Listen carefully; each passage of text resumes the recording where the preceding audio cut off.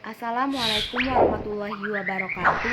Perkenalkan, nama saya Lisnawati, mahasiswa Kesehatan Masyarakat semester 4, konsentrasi kesehatan reproduksi. Di video kali ini saya akan menjelaskan tentang kehamilan ektopik. Kehamilan ektopik atau yang lebih dikenal orang awam sebagai kehamilan di luar kandungan ini adalah implantasi atau penanaman ovum yang telah dibuahi di tempat yang tidak semestinya atau di luar rahim. Istilah ektopik ini berasal dari bahasa Inggris yaitu ektopik dengan akar kata dari bahasa Yunani topos yang berarti tempat.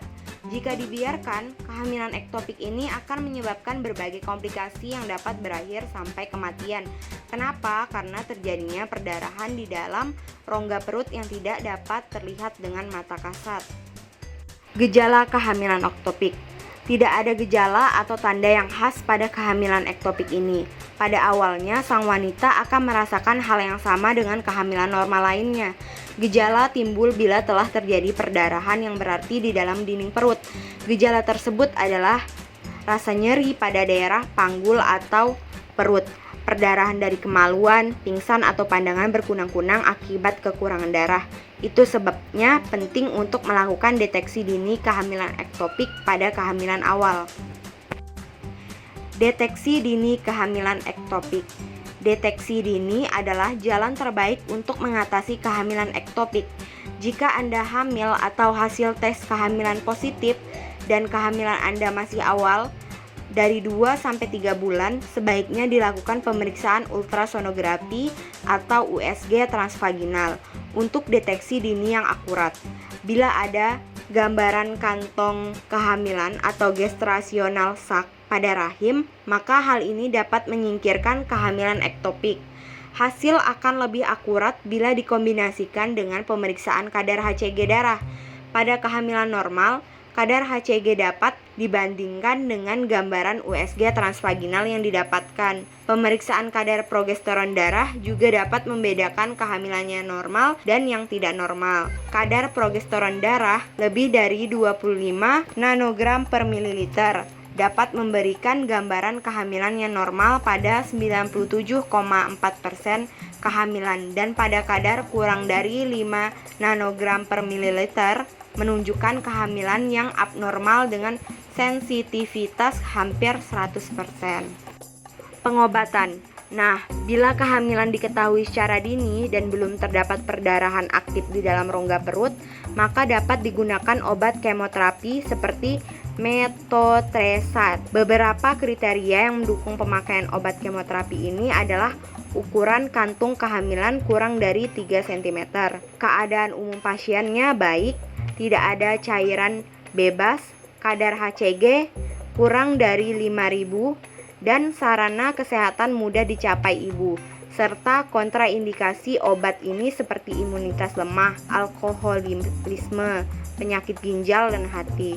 Bila syarat-syarat di atas tidak terpenuhi, maka pengobatan terpilih adalah dengan pembedahan.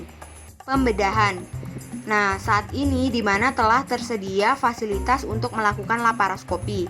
Standar pengobatan atau gold standar kehamilan ektopik ini adalah dengan laparoskopi. Dengan laparoskopi ini banyak keuntungan yang didapatkan oleh pasien dibanding laparotomi atau open surgery. Antara lain, luka operasi yang kecil, infeksi luka yang sedikit, nyeri pasca operasi yang ringan, perlengketan pasca operasi yang lebih sedikit, dan waktu rawat inap yang lebih cepat. Pada laparoskopi dapat dilakukan pembersihan sampai dengan pengangkatan saluran telur. Kehamilan berikutnya, yaitu wanita yang pernah mengalami kehamilan ektopik dapat hamil lagi, hanya saja memiliki resiko kehamilan ektopik berulang sebesar 3 kali lipat lebih tinggi daripada wanita tanpa riwayat. Sebaiknya Anda memeriksakan kandungan Anda secara teratur ke dokter kandungan bila Anda ingin hamil lagi setelah mengalami kehamilan ektopik.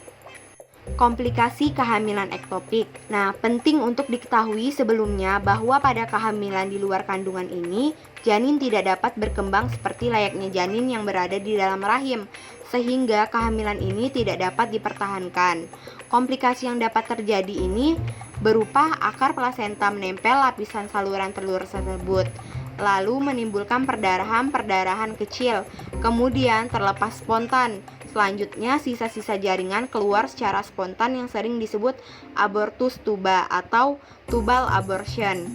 Akar plasenta menembus lapisan saluran telur tersebut dan mengakibatkan pecahnya pembuluh darah dengan akibat yang ditimbulkan berupa perdarahan hebat yang dapat menimbulkan kematian. Nah, ada juga tempat terjadinya kehamilan ektopik. Tempat yang sering terjadi lokasi kehamilan ektopik ini adalah ujung fimbriae tuba fallopi atau saluran telur 17%, ampula tuba fallopi ini 55%, istimus tuba fallopi 25%, pars interstitialis tuba fallopi 2%, permukaan ovarium, cervix uteri, dan omentum perut atau kehamilan abdominal sangat jarang terjadi. Faktor resiko kehamilan ektopik, riwayat salpingitis atau radang saluran telur, resiko meningkat 5-10 kali lipat. Perlengketan saluran telur atau tuba fallopi, kelainan anatomi tuba, riwayat operasi pada saluran telur sebelumnya, penggunaan kontrasepsi oral yang hanya mengandung progesteron saja, merokok, usia tua, riwayat abortus berulang. Sekian penjelasan saya mengenai kehamilan ektopik. Kurang dan lebihnya mohon dimaafkan. Wassalamualaikum warahmatullahi wabarakatuh.